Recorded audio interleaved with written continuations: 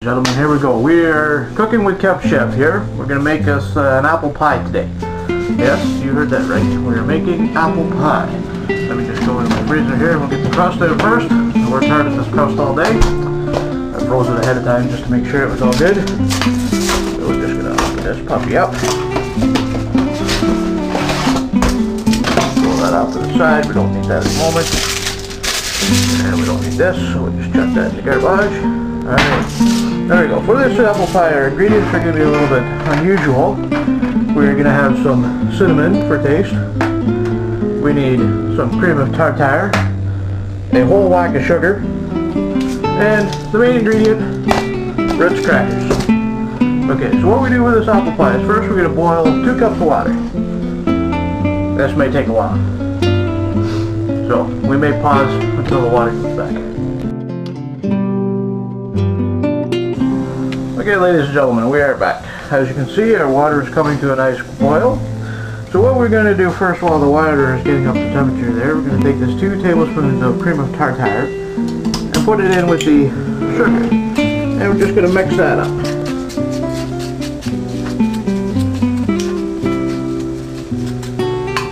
Perfect. Now what you're going to do is you're going to come over to the boiling water here and you're just going to mix a little bit in at a time. Stirring it as you go so it dissolves. You do not want to let it non-dissolve or it will stick to the bottom of your pan and get very ugly. So I'll just say a little bit at a time. Not a lot there, but I'll mix it all up. Now the key is continuously stirring the pot. So it does not stick to the bottom. All your sugar and cream of tartare will dissolve in the boiling water.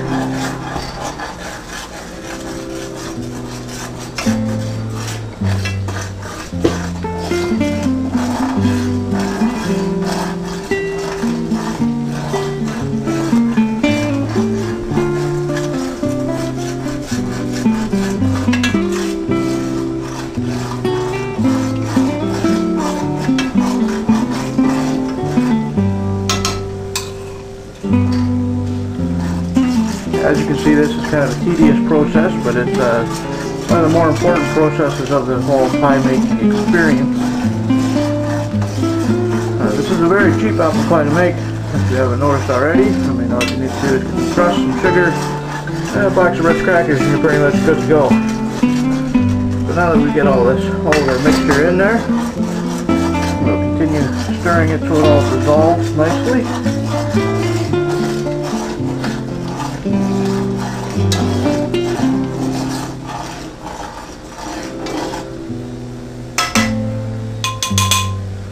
Voila, there we go. We have that mixture. It's all going good. And now what you're going to do is you're going to take some Ritz crackers. Preferably between 20 and 50. Throw them in whole.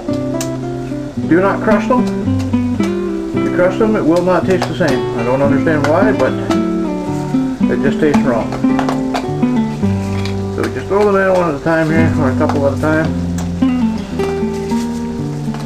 And whatever you do, do not stir the pot at this point.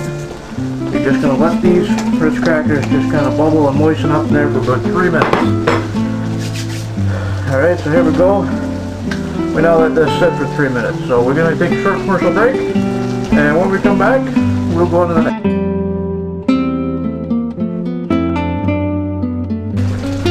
Okay, and we're back from our commercial break. As you can see, the Ritz crackers are bubbling up nicely.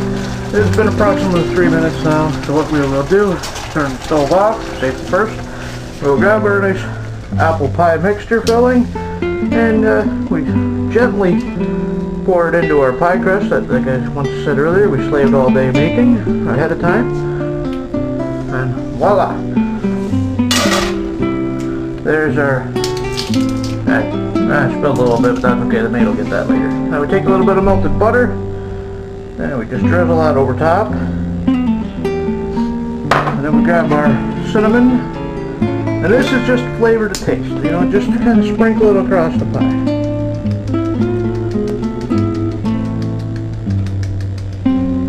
Perfect. Now we're going to take our second one. This is the tricky part. Getting the pie out of the container. that I pre-made earlier. Probably would have been better if I let this thaw out a little bit ahead of time. There we go. Stick that on top of there like so.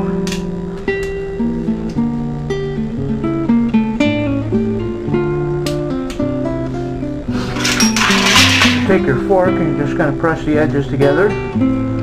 This will allow the top and the bottom to join together.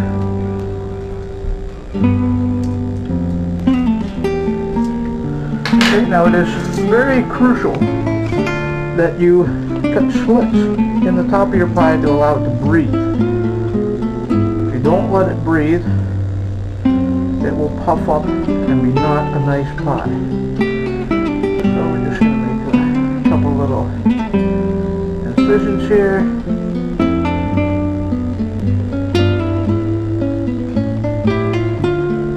Like so.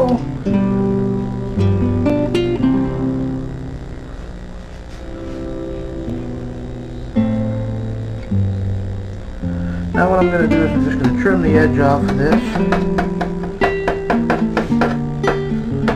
I don't need this much crust.